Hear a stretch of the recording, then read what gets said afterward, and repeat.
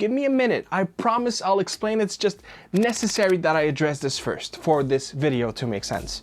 There is no other product category that receives anywhere near as much research and development as cell phone. There isn't. That device you have in your vicinity all the time is the closest thing to being an extension of who you are. The competition is the fiercest out of any other consumer product in human history, and it's part of the reason why it is deemed to be the greatest invention of our time. Everyone has one, and when you think of what you get, prices can be extremely competitive. Of course, I'm not talking about the Galaxy Folds or iPhones Pro Max, but when thinking of, say, a Red Magic 8S Pro, you get a whole lot of phone for a fraction of the price. So for us gamers, retro gamers, casual gamers, why is that not the best handheld ever? Maybe because before today, we were missing the best controller ever to pair it with. Hi, I'm Clef, and you're watching GameTechTalk.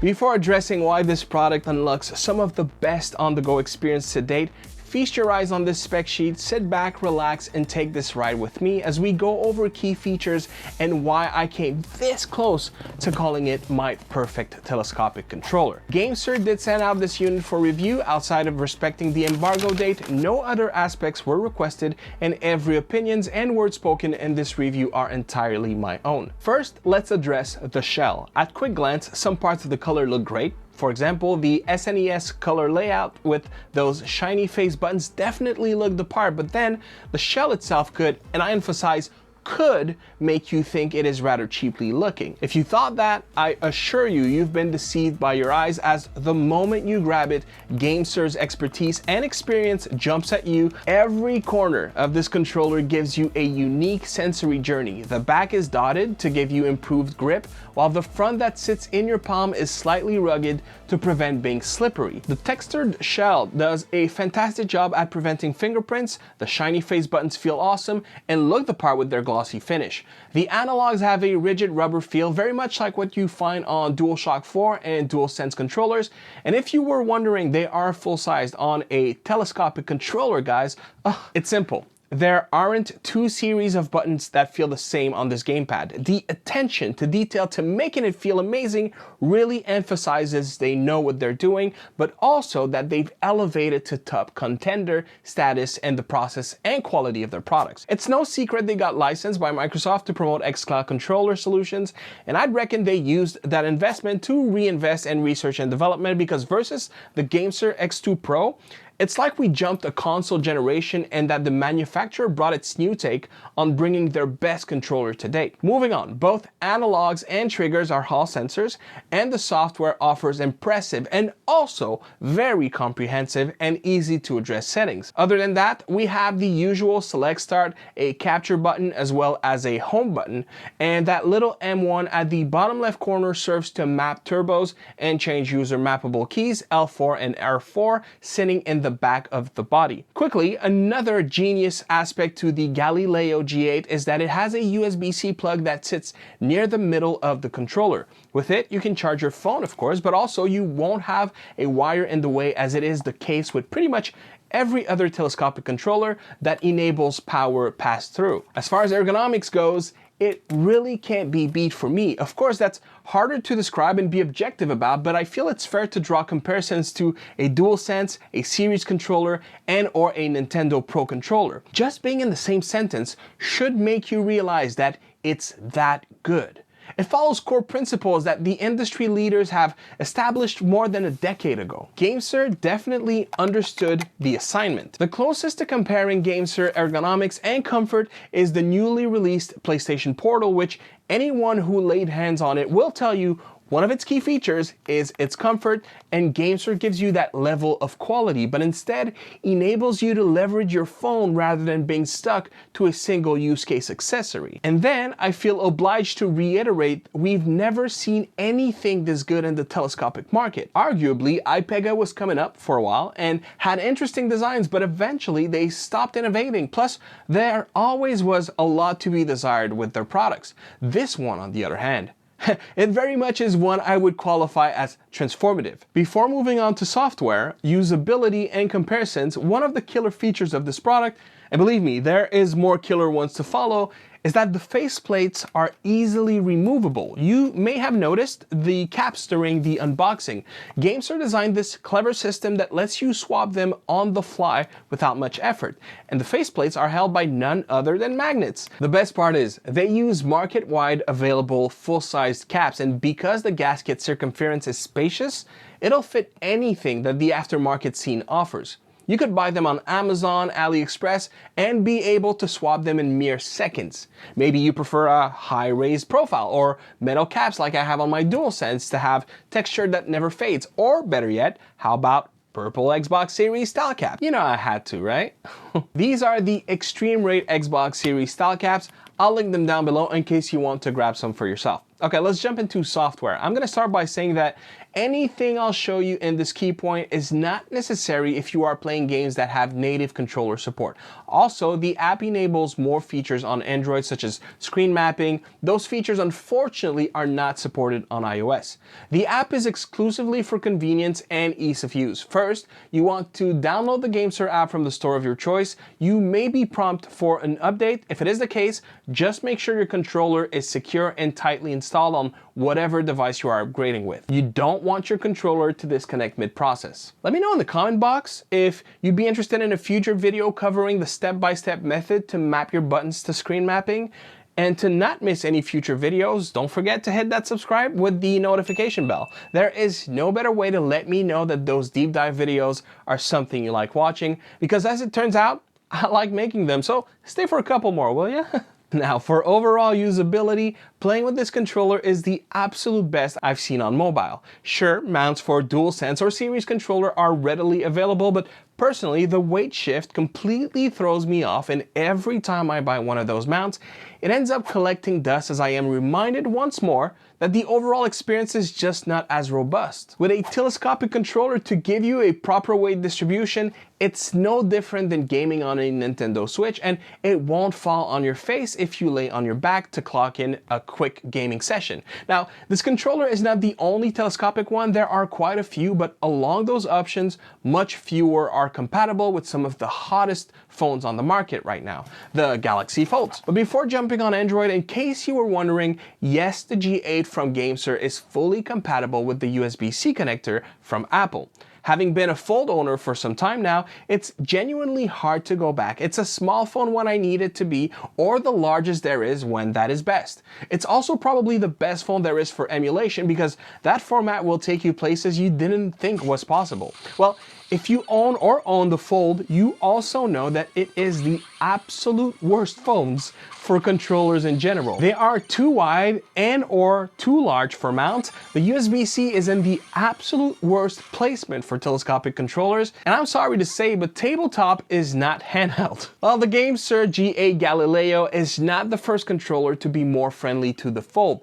The Kishi V2 can also do it fairly well, but ergonomically speaking, it's not all that it's cut out to be, and when mashing your buttons, it always feels like it's about to slide off or break your connector off. Not only does the Galileo offer a swiveling USB-C connector, which greatly increases the installation, it also seems to protrude well enough to offer a much wider compatibility with cases. Case in point, yay for puns, haha. See how both the iPhone 15 Pro Max and Galaxy Fold 4 played nicely with the case still on? Same goes for the Red Magic 8 Pro. With that alone, you should start to be convinced, but wait, we're not done yet. We've mentioned the Portal earlier. I know this is a GameSir video, but I think you'll like what I'm about to show you. So one problem that Android users will absolutely relate with is that the Remote Play app for Android has one very big caveat. Apple users, this does not concern you, as every controller will work on iOS to operate Remote Play. But on Android, Sony limits you to using only licensed controllers, which means that you have one of three options to do Remote Play on Android devices.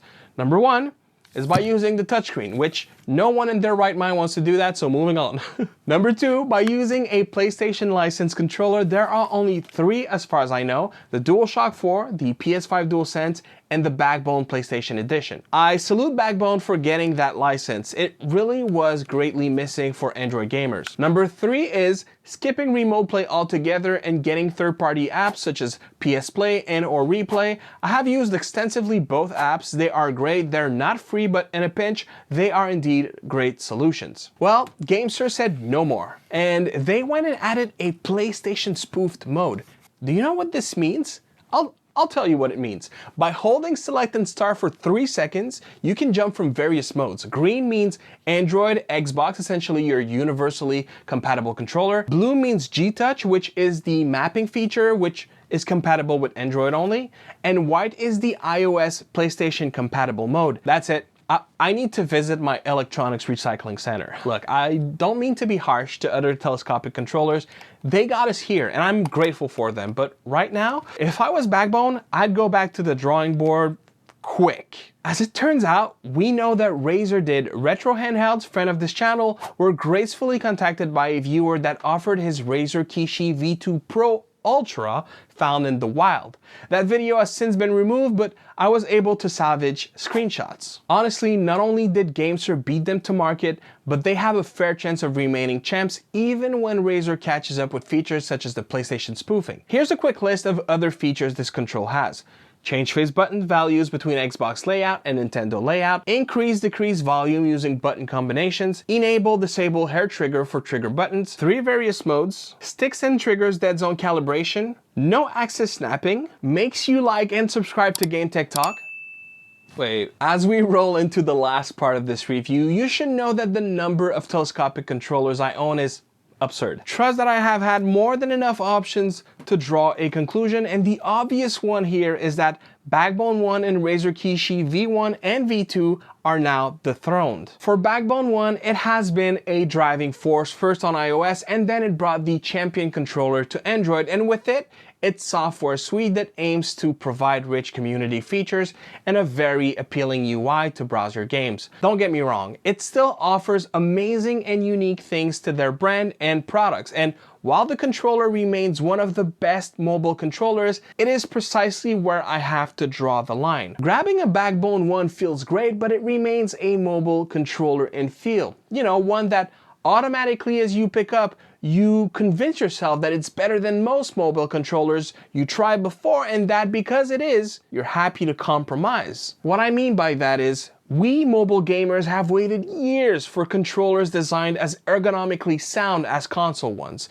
And to be perfectly honest, no one achieved that status. Before GameSir, that is. And all while solving that issue, it also offers one of the best compatibility I've ever seen before, thanks to GameSir's signature swivel connector, which can not only change angle, but also move up and down. It offers a USB-C connector that sits in a place that won't make holding it uncomfortable while charging. There isn't a single button that feels cheap like on the Kishi V2 or out of place like select and start on the Backbone. There isn't a slight plastic lid that stops your phone from connecting or a bulky adapter needed to connect your phone due to camera bulge. That controller offers a wider compatibility than any other mobile controller I've seen by having a standard mode, a PlayStation mode, and a iOS mode. And all of that, it does for $80, $20 less than the Backbone 1 and Razer Kishi V2, $40 less than the Kishi V2 Pro. Mind you, the V2 Pro does have haptics, which Galileo G8 does not, which brings me to the 2 very little cons I have with this controller. Number 1 is, I like rumble. I say it in almost every video I make. I did wish the Galileo G8 had a solution for rumble, and I can't believe I'm saying this. I genuinely think it would have hurt the controller more if it had been noisy and cheap haptics, but in the future, I do hope that GameSir will consider adding some and that they will give it the same treatment they have with everything else on this controller. I'd be on board, but until then, this product remains a pivotal point for the mobile game controller market. And talking about pivot, the last thing I still haven't addressed, and mainly because that take is extremely subjective, is the D-pad. First, I like when the D-pad has a center pivot, which this controller does not. But also, I find the plastic to the edge of the arrows to be a little too steep for my tastes. Personally, I like it better when the corners have just a smidge of curvature. As far as the D-pad itself, it's responsive, it's great, I can execute commands without issue, but that D-pad would hurt my thumbs if I was to play too long with it. But hear this out, guys. The software has a feature that lets you swap your left analog with the D-pad. I mean, Come on, I've seen that in remapping softwares. Never before did I encounter a product that lets you reconfigure the board like GameSir does. I said everything. If you're not already checking out the links down below, I don't get it. I'm ending this review on a much shorter speech than the ones I usually produce. The GameSir Galileo G8 is the new de facto mobile telescopic controller. I crown it top of its category and the new revered champion in my collection. And with being compatible with the new iPhone 15 line, it also has an edge over many of the currently available controllers on the market. In fact, I did a piece on which controller and why are compatible on Apple's newest phones. Feel free to click. Oh, and before you go, any chance you might hit the like button?